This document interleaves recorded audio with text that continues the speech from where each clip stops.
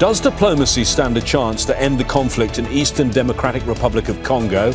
New direct talks between the Congolese and Rwandan leaders in Doha called for a ceasefire, but it's not clear how it will be implemented or monitored.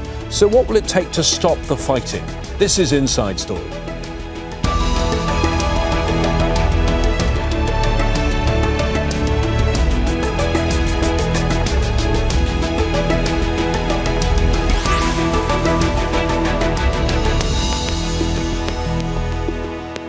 Hello again, I'm James Bays. Eastern Democratic Republic of Congo has been in a state of conflict since the late 1990s. The most prominent rebel group in recent years has been the Rwandan-backed M23, which has been making gains after taking control of major cities in the east. The two sides were due to meet in Angola on Tuesday, but M23 rebels withdrew, blaming new EU sanctions for their decision. Instead, the Congolese and Rwandan presidents, Felix Tshisekedi and Paul Kagame, met for talks in Doha. The leaders called for an immediate ceasefire in eastern DRC. Meanwhile, the Rwandan government has cut diplomatic ties with Belgium, accusing the former colonial power of consistently undermining it. So what does all this mean for the conflict? We'll get to our guests in a moment, but first this report from Victoria Gatenby. In the Congolese capital, Kinshasa, people are hoping for peace in eastern DRC, but preparing for the worst. That's after the presidents of Rwanda and the Democratic Republic of Congo held their first direct talks in Doha on Tuesday, mediated by the Emir of Qatar. We assume, given Kagame has agreed to meet with heads of state, that he recognises the Rwandan military are on Congolese soil. If he agrees to remove his troops, this will be progress regarding peace in DRC. This exchange will be truly useless. Some think that Kagame is only meeting the president to discuss their interests. The meeting between Kagame and Tshisekedi should include other stakeholders, such as M23, so that they can together seek peace. Congolese soldiers have been battling Rwandan-backed M23 rebels in Eastern Democratic Republic of Congo for more than a decade. The DRC says the group is trying to seize control of its mineral resources, but the rebels say they're protecting the region's ethnic Tutsi population. The Congolese army is outmatched. M23 rebels have seized large areas of eastern DRC in recent months, and their rapid advance has raised fears of a larger regional war. In late January, they seized the city of Goma. In February, they took Bukavu, and now they control the city of Walikale. You have the M23 offensive, which continues, albeit maybe at a slower pace, but certainly continues. And it has the potential to generate more instability, more violence in the DRC and the region, and potentially triggering a regional conflict. Peace talks were scheduled to take place in Angola between M23 representatives and the DRC government earlier this week. But the rebel group pulled out, blaming EU sanctions. Rwanda's former colonial ruler, Belgium, supported the measures that led Kigali to cut diplomatic ties with Brussels. Meanwhile, people in eastern DRC are suffering. Tens of thousands are fleeing the M23 advance, adding to the nearly 7 million Congolese who are already internally displaced. Victoria Gatenby, Al Jazeera for Inside Story.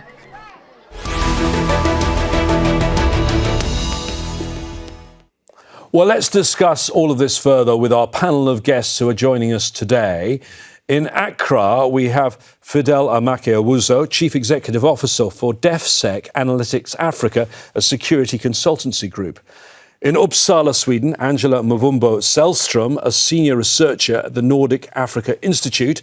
And in London, Alex Vines, director of the Africa programme at Chatham House. Thank you, all three of you, for joining us today on Inside Story. Let me start with you, Angela. An important meeting, clearly, that took place in Doha, getting the two key leaders in the same place at the same time. Was it a breakthrough, though?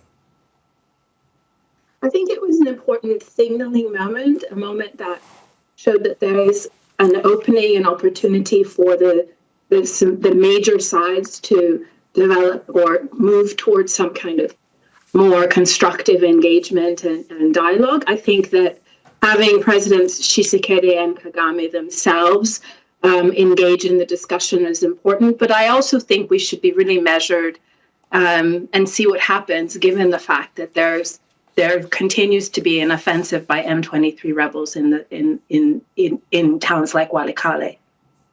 Fidel, pick up that point. Walikale, this meeting took place in Doha. It clearly was important having two key leaders there, but M23 continue their march. Tell me about Walikale, a town which I believe is very rich in minerals. Yes, thank you very much. So Walikale is on the RN3 route from North Kivu westward into central Congo. And very important settlements are on the Walikale route. We have Lubutu and then Kasangani. Now, these are mineral-rich settlements and which have enough populations that, and then if the M23 is able to take it, it's going to be very significant. However, going back to the meeting in Doha, the importance of it is as a result of the fact that recent efforts by regional actors, including the East African Community, the Southern African Development Community, and other actors like Angola, have not yielded any results. In fact, the two leaders had refused to meet face-to-face. Wherever you found President Kagame, you wouldn't find President Felix Tshisekedi, and that was a problem. So the Doha surprise, what I call the Doha surprise, was really a major step towards finding some peace in the region.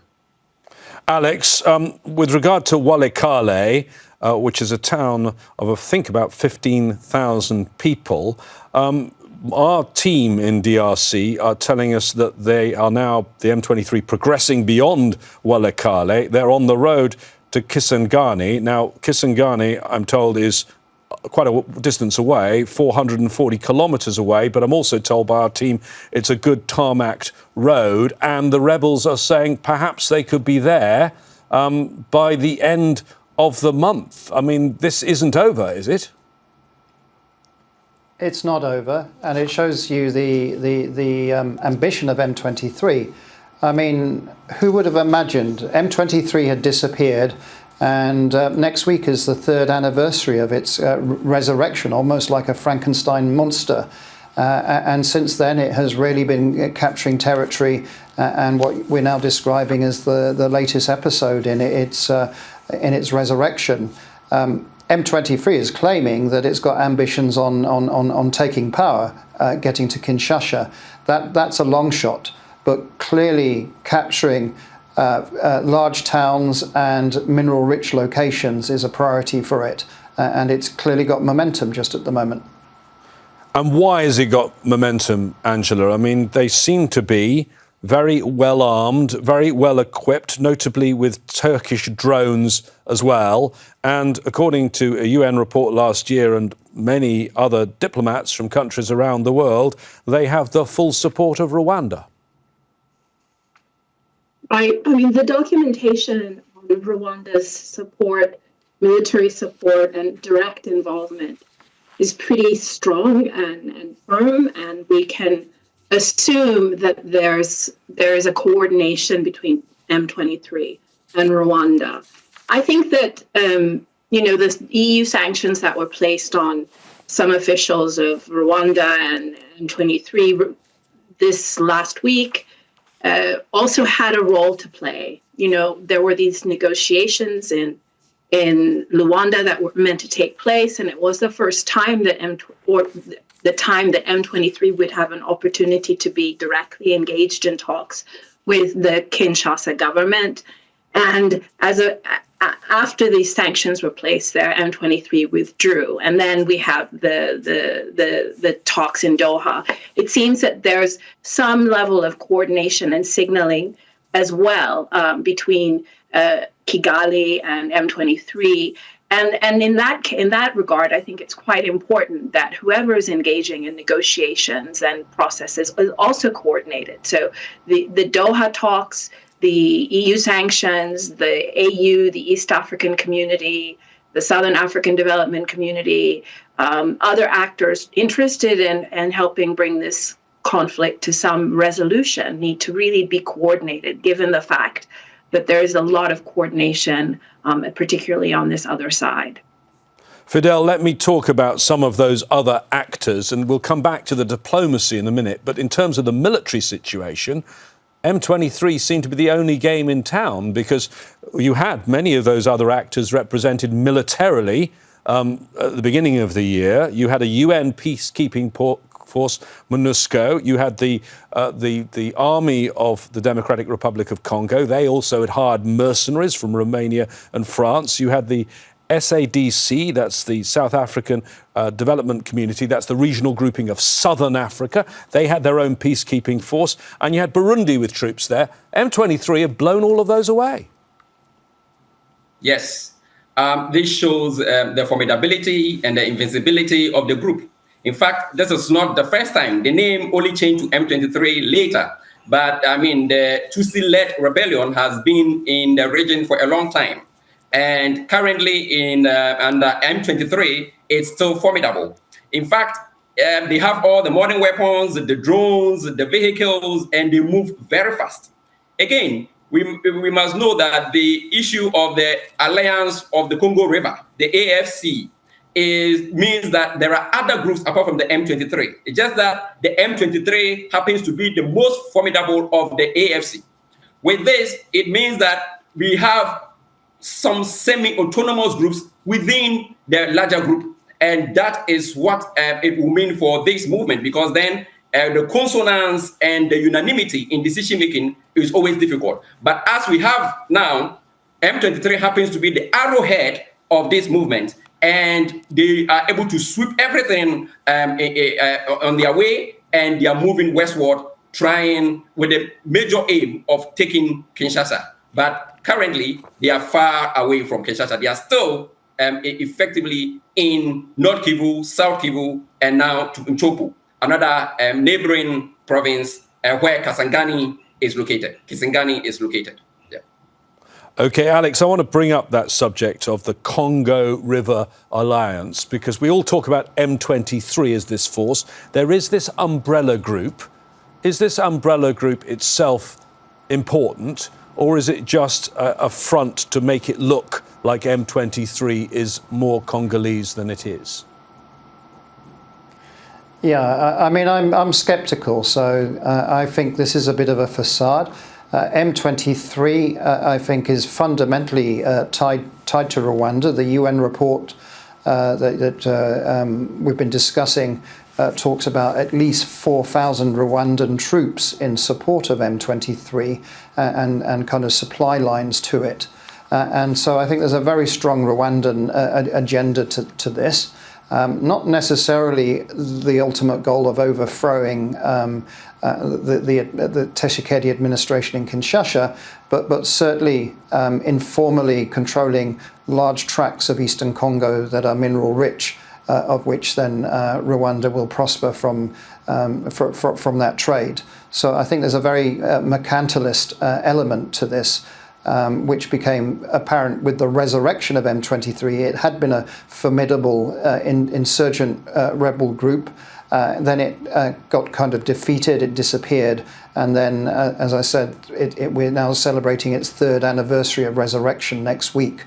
But it's a lot more formidable this time than it was when it was active in a decade ago. It's been, Angela, rather a roller coaster week with regard to the diplomacy, and you were referring to it earlier on. I mean, it was on, off, and then on again diplomacy. And I think perhaps also before we talk about the Rwanda talks that were supposed to take place and then M23 didn't turn up, it was also important, I think, I mentioned the South African Development Community.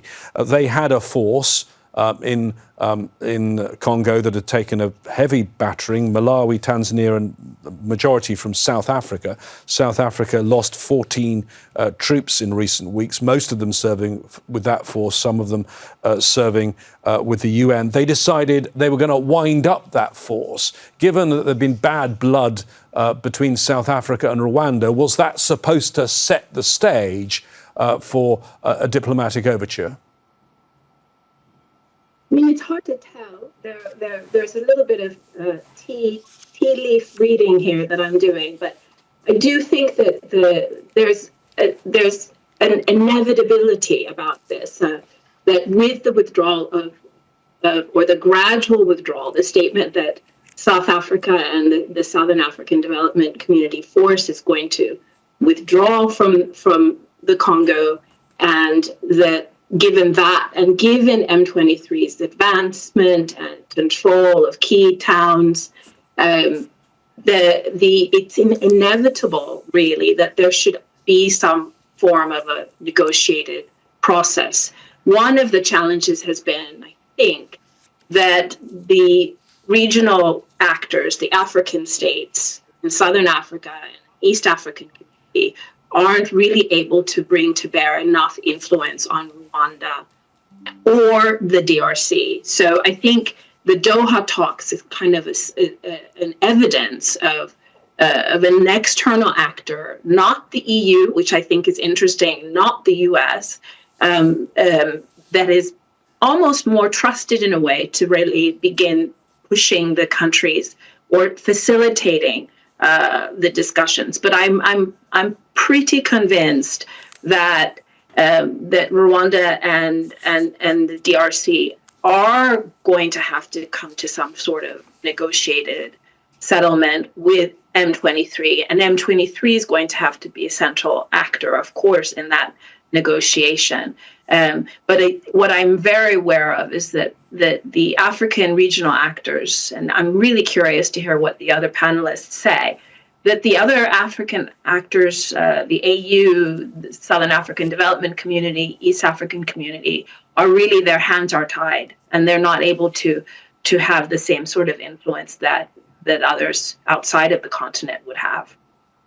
Fidel, in terms of those Doha talks, they were between the president of Rwanda and the president of DRC. Clearly, M23 wasn't there at the table. The plan earlier in the week had been to have talks in Angola, in Luanda, the capital of Angola, and that was going to be between the DRC and M23. And the DRC previously were not prepared to negotiate with the M23. But isn't there a problem with the Doha talks, and the outcome of that is that Rwanda can say, as it's said consistently, we have no control over the M23? Yeah, thank you very much. This is important because for years, the DRC made it a policy not to recognize the M23, because then if it is recognized, some kind of legitimacy is given to it, and Kinshasa did not want that. Eventually, it had to agree to it because this is a de facto force that is actually taking a lot of territories, and so you had to agree. And when President Tshisekedi finally agreed to that, sanctions from the EU really disrupted, and which may be for good cause, but then because of the sanctions, the M23 withdrew. Now, Doha could not have, or the Emir of Qatar could not have invited M23, especially when their involvement in the Luanda talk took a long time before it was accepted. And so then he wanted to deal with the state actors, that is Rwanda and the DRC, who are major stakeholders in this. And then after an agreement is reached, then the coming days and weeks, they can sit down and interact or engage with the rebels in order to find some solution for an immediate ceasefire. So that was the main reason, that was an important factor which account for the reason why the M23 could not be in Doha. But eventually, it has been accepted that the M23 should be part and parcel of any future negotiations towards bringing some peace to Eastern DRC. Alex, we've talked about those EU sanctions. I want to ask you about international pressure. Worth telling our viewers that the EU sanctioned 9 different people, 3 Rwandan military commanders, the head of Rwanda's state mining agency, and M23 commanders. Do you think that international pressure worked because it led to the collapse of the Luanda talks? But then, after Rwanda lashing out, we got the Doha talks. So did the international pressure work or not? So there is a degree of coordination. And just to row back slightly, there had been two processes, in fact, the Nairobi process and the Luanda process, and then a summit of the East African community and the Southern African Development Community decided to merge them. And that's how the idea of an M23 meeting in Luanda came about as part of a merge process. But what is apparent is that the regional bodies are struggling, and therefore you needed external mediation to be involved. Actually, it wasn't Qatar that was the one that Rwanda first asked for. It was Turkey and President Erdogan. That wasn't acceptable in Kinshasa, and so Qatar came onto the radar screen. I think the EU sanctions do play a role. I actually think statements out of the Trump White House about how strategic and important the Democratic Republic of the Congo is also important. I mean, Washington is looking at the Congo, estimates that there's $24 trillion worth of minerals there. And strategic and critical minerals, as your viewers will know, is something that interests Mr. Trump greatly. I mean, we can see this in the narrative around Ukraine. So I think there's enormous pressure on Rwanda developing, because at the end of the day, Rwanda's tiny. It's the size of Wales, and the DRC is the prize. And so relations with Kinshasa will, in the end, be more important, I think, over time. So I think that this is the direction of travel that we're seeing. Angela, Trump is interested. Is that good news or bad news for the DRC? I think it's the DRC is in search of strong security backing from the international community. If the United States government wants to provide some form of security guarantee to keep the Congo whole, and to exert enormous influence to prevent M23 from continuing its encroachment and to push them to negotiation, I think that's a good thing for Kinshasa. And I actually think for the Congolese people, it could potentially be positive. But that 24 trillion is still very, very, very much, there are lots of things or obstacles in the way. Not least is that China's actually got quite a number of inroads into control and management and extraction in that part of the world. The U.S. has been largely slow and unable to really take advantage of Congolese wealth to engage in strong partnerships, economic partnerships, to be part of that extractive sector. So I think that there's still going to be quite a lot of steps going forward. And I'm not sure how much Mr. Tshisekedi can actually guarantee to President Trump in terms of access to those minerals, those critical minerals. But I understand the calculus that it's at this stage, it's an important calculation and a maneuver that he has to take in order to try to prevent M23's continued encroachment on DRC territory. Fidel, I'd like to take a slight detour, but it's a very important one.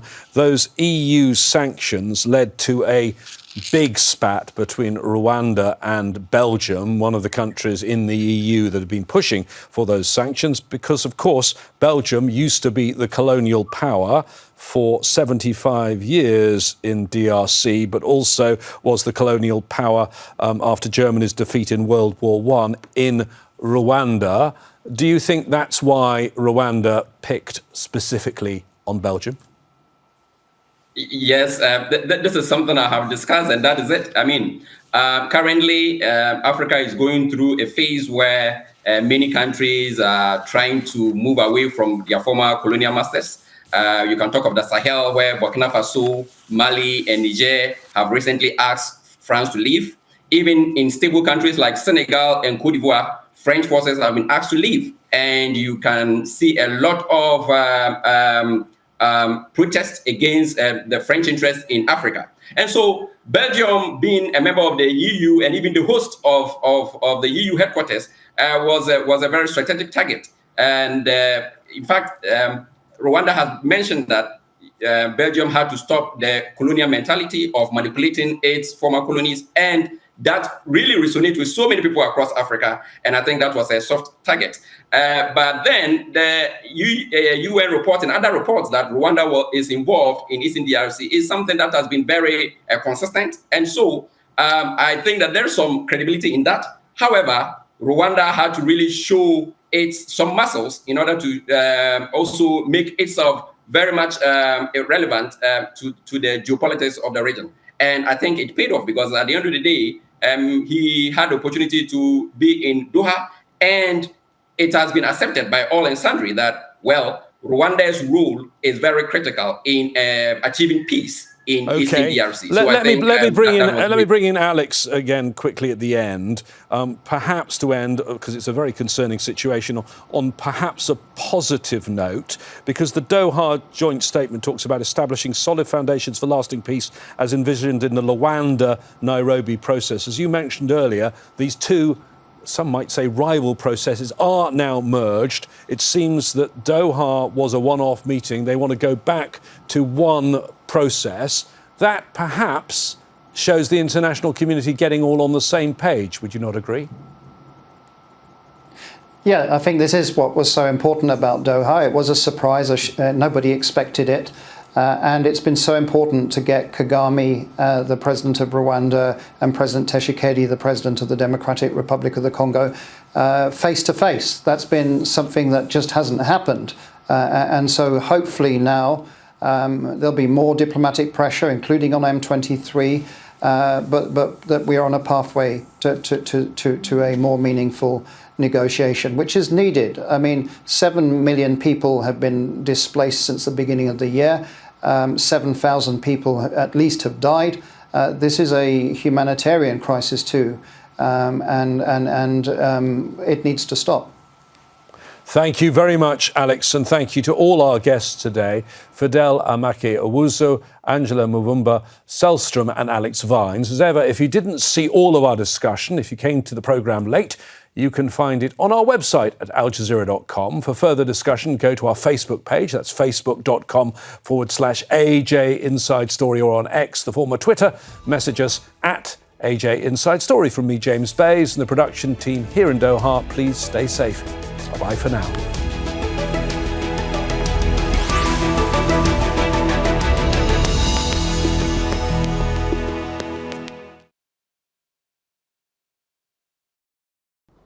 Make sure to subscribe to our channel to get the latest news from Al Jazeera.